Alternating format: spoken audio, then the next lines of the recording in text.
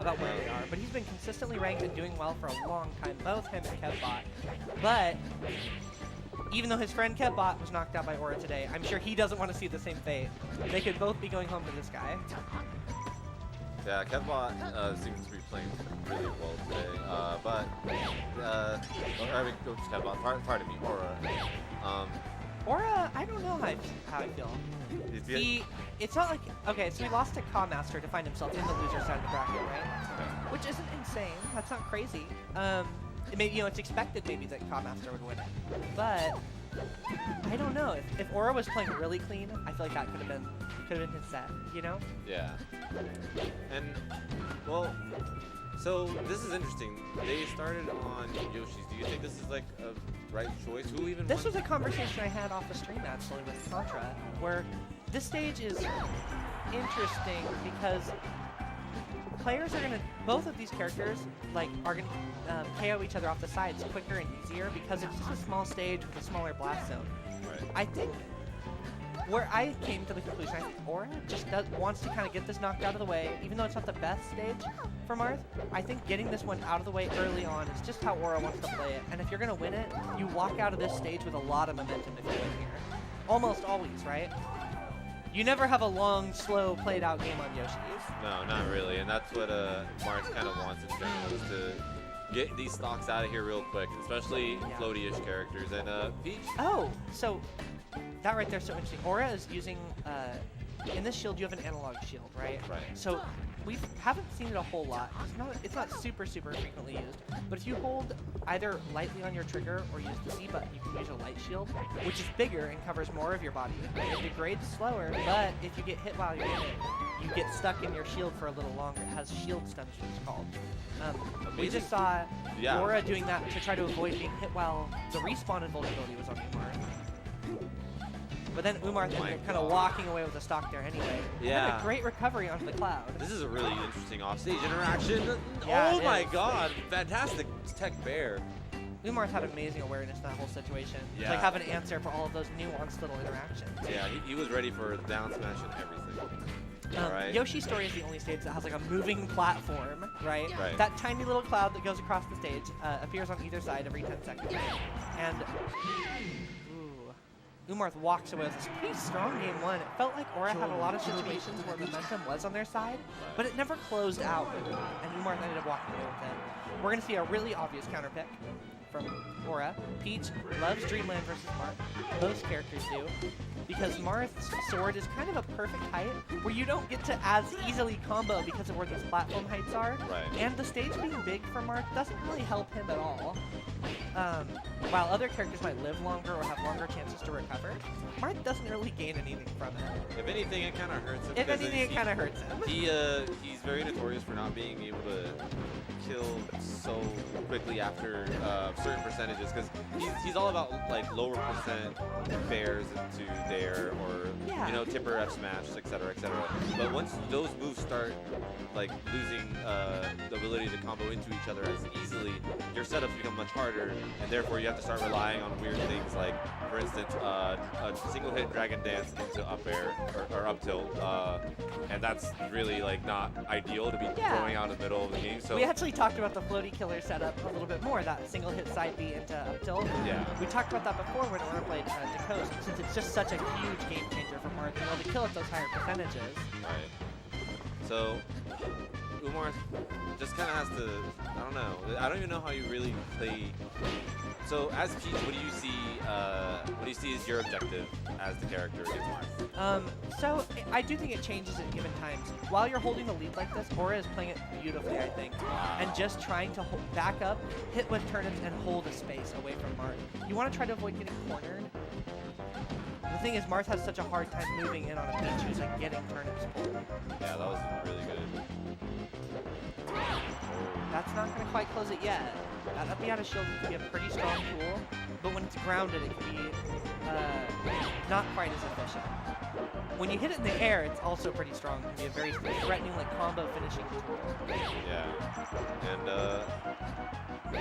this is, see, right there, this is another good thing for Peach. Just not dying. Would have been dead in many other stages, not every other stage, but not this one. Oh, down? great idea, but it didn't quite close out the right way. Aura ends up walking away. This looks like the same kind of lead we just saw Umarth have in the first game, but now over in Aura's favor.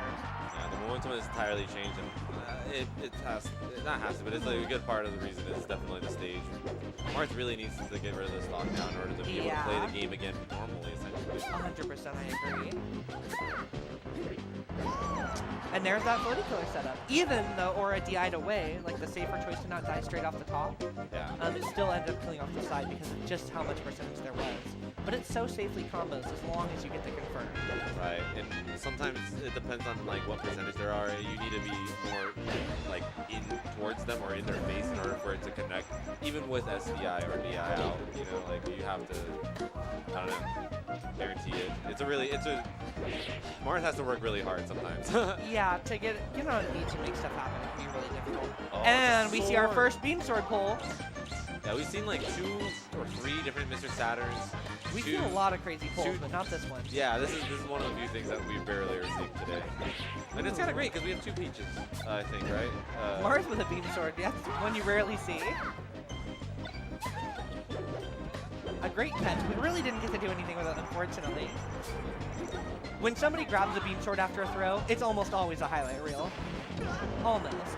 We did see earlier Codmaster's amazing catch of a Stitch Face with an edge guard, leading to the closure of actually winning the set over Aura in a brutal 3-0. Which, if things are going the way Aura looks like they're playing this game, I don't think we're going to see another 3-0 on Aura to knock them out of this tournament. Yeah, I think with Yoshi's off the table and Dreamland being taken care of, there's a lot of other stages that... Yeah, I mean, Umarth is definitely holding their own. Right. It's just a matter of who... well,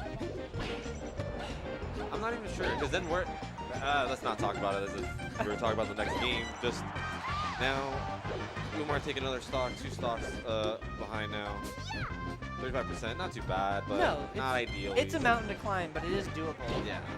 Aura's being remarkably aggressive in these situations, though, so maybe for Umarth, if they can make something happen off these, like, maybe anti-aggressive options, maybe Umarth can still make it happen.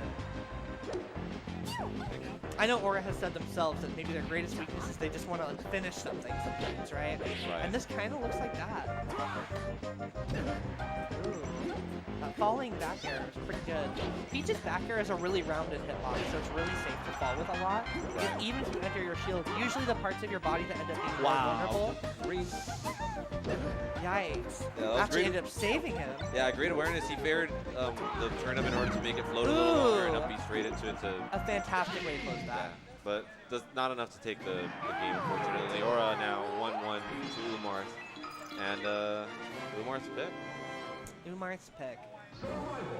1-1, so we're going to see Umarth probably take their preferred stage for advantage. FD is pretty common. And if Umarth has to make another counter pick after this one, then Umarth is probably going to end up going to Pokemon Stadium, I think is what most Marths prefer when there's no transformations, as our tournament has earlier. Contra explained earlier that we use a different version of the game where there aren't transformations on Pokemon Stadium, which does change up, especially for Peach, some kind of stage selection choices. Ooh, a monster hit really early on. So, what exactly does Marth get off of having a stage like this with no platforms against him? Good question. So, Marths tend to really like FD for most of their matchups because Marth can combo upwards with many soft hits, like up tilts, his up throws, different things like that, and a lot of these little slashes like this. And since there aren't platforms to land on, Peach can't try to use their directional influence to land and then interrupt the combo, right? There are obviously other combo. Peach also has similar benefits to that on this stage also, right? But the way Marth works at having that disjointed sword from nearly all of his boxes, it's super advantageous for him typically. Umarth's recovery has been really good there, actually. It can be really challenging for Peach to cover those because Marth can delay the timing, land on stage just barely.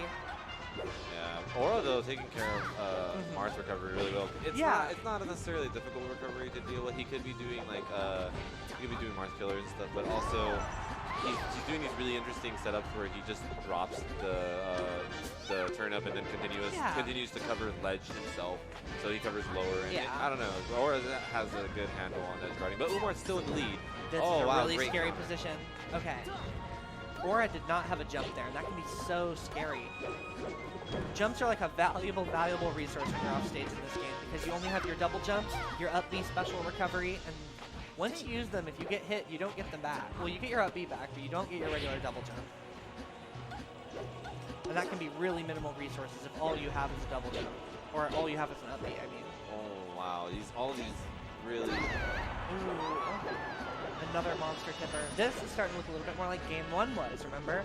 Yeah. I hope Aura has another one of those kind of Game 2, like Molly Wop wins, right, in their pocket for Game 4 if they make it there. Yeah, it seems like just going back and forth against each other stage for stage. Yeah, round right? for round. It'll get really interesting by Game 5. Maybe that'll be the really close one, right? Oh, those are always the best kind of sets. Yeah, smack each other one game back and forth until the last one where it's really Another tense. Stitch. This RNG is insane today. Aura's had pretty fortunate random turnips today.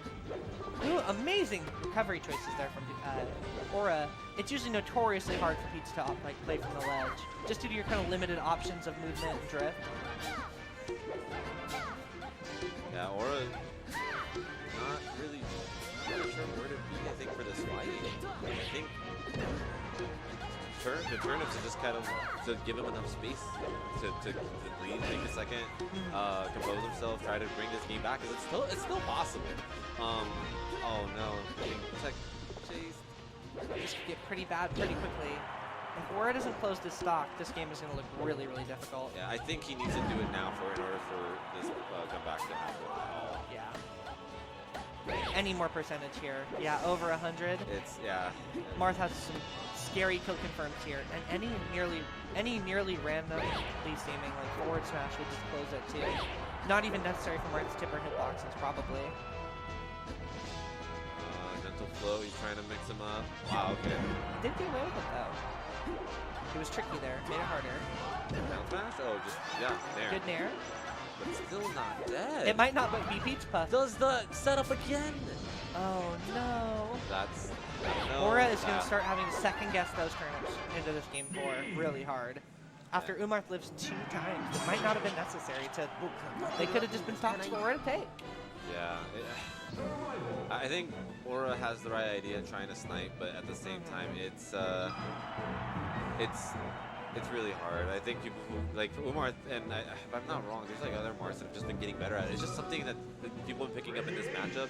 I think the Dorian is another one of those Marths that have picked up that tech. It's all once we started seeing those Lod Zane sets, right? Yeah. Everybody started going, wow, these two players have crazy interactions with each other, especially based around their turnips. And Zane was doing really crazy things at the top level of the game versus Peach.